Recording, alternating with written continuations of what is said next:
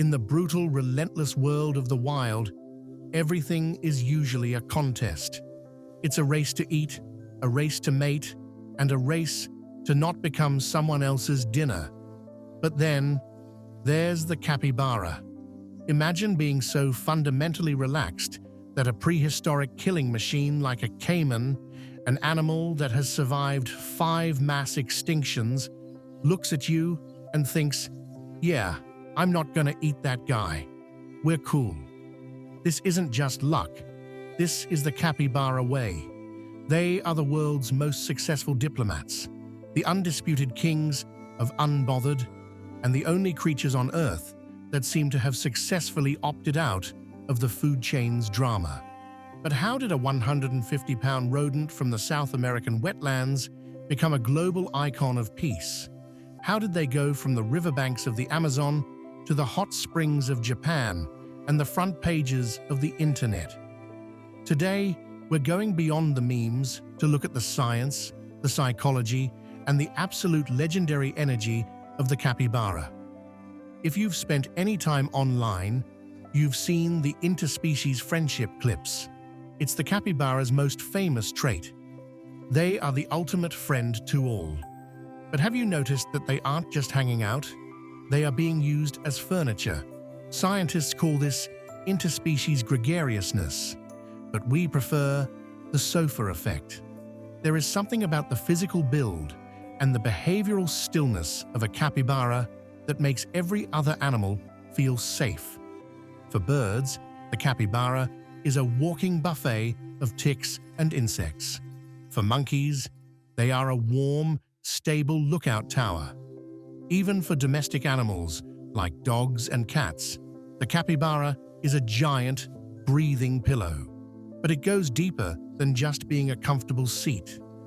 Capybaras are highly social, living in complex groups of 20 to 100 individuals.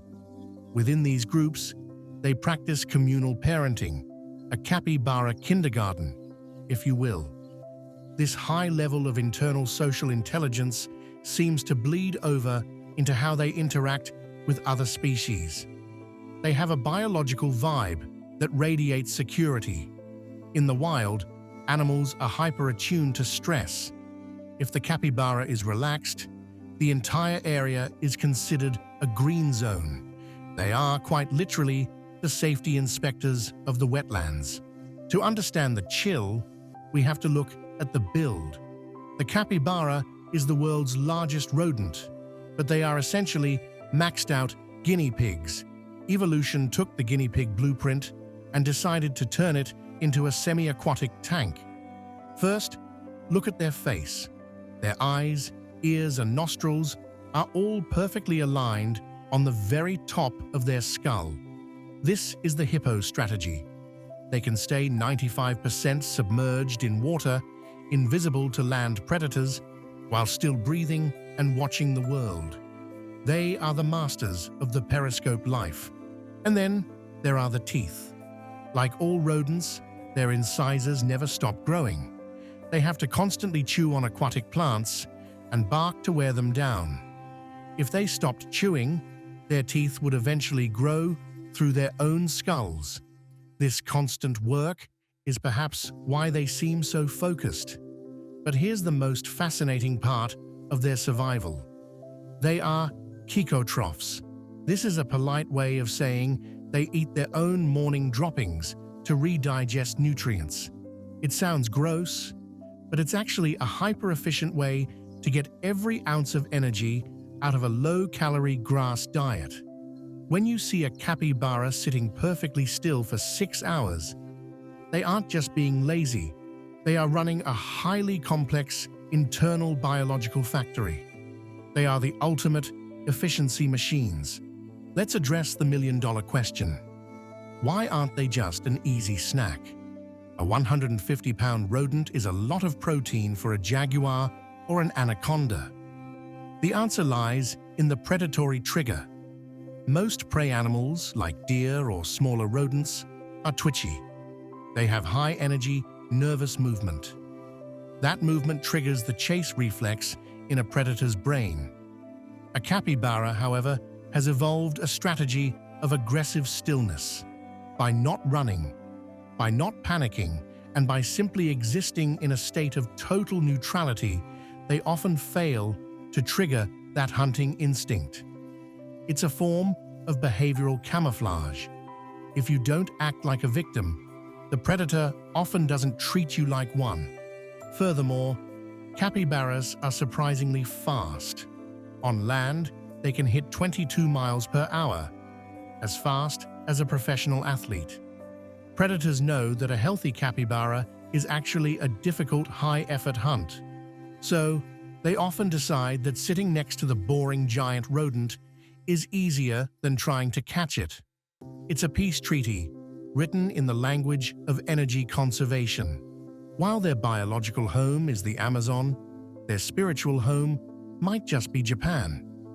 In Japan, the capybara isn't just an animal, it's a cultural icon of Iyashi, or healing. It all started in 1982 at the Izu Shaboten Zoo. A keeper was cleaning an exhibit with hot water and noticed the capybaras huddling in the steam. Realizing these tropical animals hated the cold Japanese winters, the zoo created the first capybara onsen, hot spring. The result was a viral sensation, decades before viral was even a word. Today, winter in Japan is synonymous with the yuzu bath. Yuzu is a winter citrus fruit, and the sight of a dozen giant rodents soaking in a steaming bath with floating oranges has become a national symbol of comfort. But why do the Japanese people love it so much? It's about the vibe. In a high-stress, fast-paced society, the capybara represents the ultimate escape. Watching them soak is a form of communal meditation. They have become the Zen masters of the East, proving that no matter where you are in the world, everyone is looking for a way to just turn off the noise. Many people think capybaras are just silent statues, but if you listen closely, you'll realize they are actually some of the most talkative animals in the wetlands. They have a complex vocal toolbox used to maintain their social peace. There's the click, a rhythmic, sharp sound used to keep the group together while moving through tall grass. It's like a biological GPS. There's the bark, a loud, sudden warning that tells the group to hit the water immediately. And then there's the purr, a low, vibratory sound used between mothers and pups, or friends. It's a sound that literally translates to, "Everything is okay." This constant communication is how they maintain their chill. They aren't just quiet, they are actively keeping the peace. They are constantly checking in on each other, ensuring that no one is stressed, no one is lost, and the vibe remains intact. They are a village that actually talks to each other. They've taught us that true peace isn't the absence of noise, it's the presence of the right kind of communication. So, what is the Capybara Manifesto? What can we actually take away from the world's largest, chillest rodent? Maybe it's the realization that being chill isn't a sign of weakness, it's a sign of ultimate strength. It takes a lot of confidence to sit still when the world is screaming around you.